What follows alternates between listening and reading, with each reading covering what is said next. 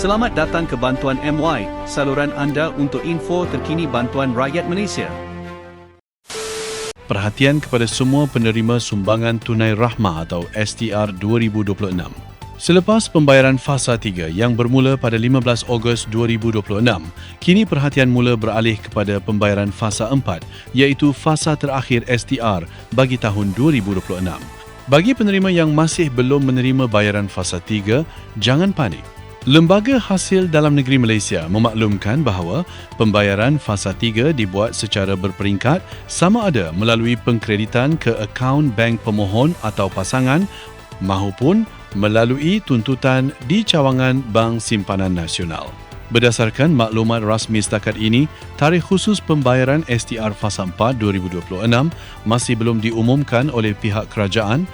Jadi, dakwaan bahawa bayaran fasa 4 sudah disahkan akan masuk pada minggu terakhir Oktober atau minggu pertama November masih belum boleh dianggap sebagai tarikh rasmi.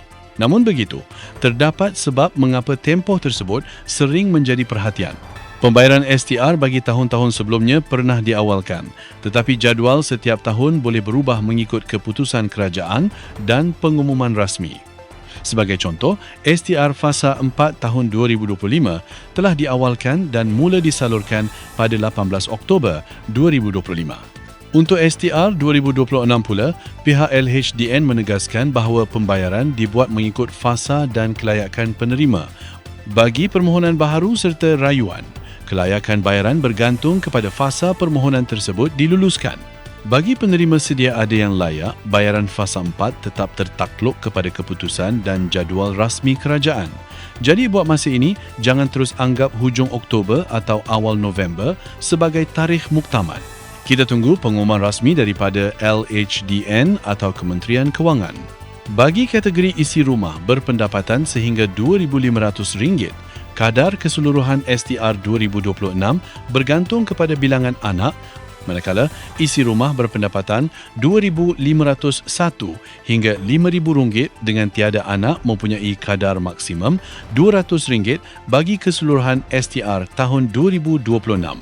Satu lagi perkara penting, kategori bujang tidak bermaksud terputus daripada semua bantuan. Walaupun bayaran tunai STR untuk kategori tertentu tidak diberikan seperti sebelum ini, penerima bujang yang memenuhi syarat masih termasuk dalam kategori SARA 2026.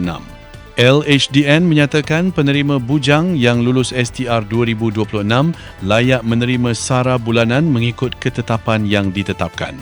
Jadi, kepada semua penerima, terus semak status melalui portal rasmi MySTR dan pantau akaun bank masing-masing.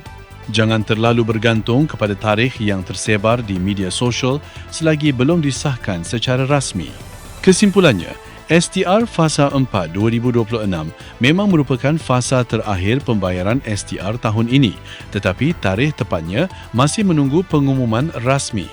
Sebarang jangkaan awal mengenai pembayaran pada akhir Oktober atau awal November hanyalah jangkaan dan bukan pengesahan kerajaan. Terima kasih kerana menonton. Jumpa lagi di video seterusnya.